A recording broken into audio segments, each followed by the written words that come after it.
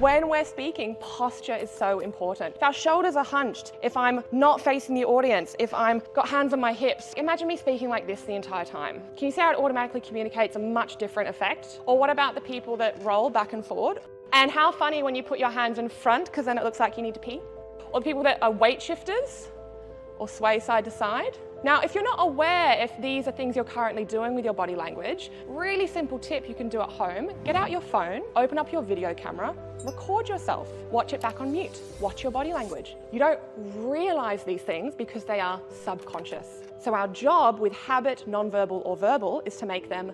Your nonverbal communication is 55% of how you communicate, more than half. So hang on a second, that means if I continue speaking with my voice, but I drop all of my body language, I drop my tonality and I drop my facial expression, I'm also going to guarantee you that you have been in a meeting like this before, where you're listening to somebody who is going to deliver you the exact same information I'm going to tell you right now. They're going to go through the exact same points that we're going to go through, but you can tell how already, because I've completely dropped all of my nonverbals, all of my tonality, all of my expression.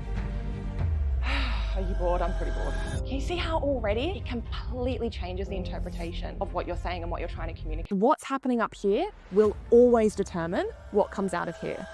Physiological and psychological. Now, your psychological is your mind and your physiological is your body. Here's the funny thing.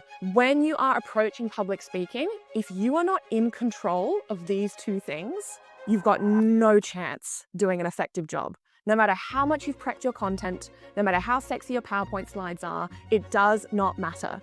Because if these two are outside of your control, you're not going to feel confident in the room and you're not going to feel in control. Let me guess, you're really confident when speaking, but your voice goes all shaky, which makes it sound like you're not confident when speaking. Let's fix that. Vocal control comes from breath control. If you're not supporting your voice with your diaphragm, you're not going to be able to carry or project your voice across a room. So for example, if I speak this next sentence without taking a breath and I speak on an exhale, you'll notice that as I speak, my voice starts to become really shaky and really croaky, and automatically it's completely changed the way that I speak, and I've started to get a lot more quiet now as well.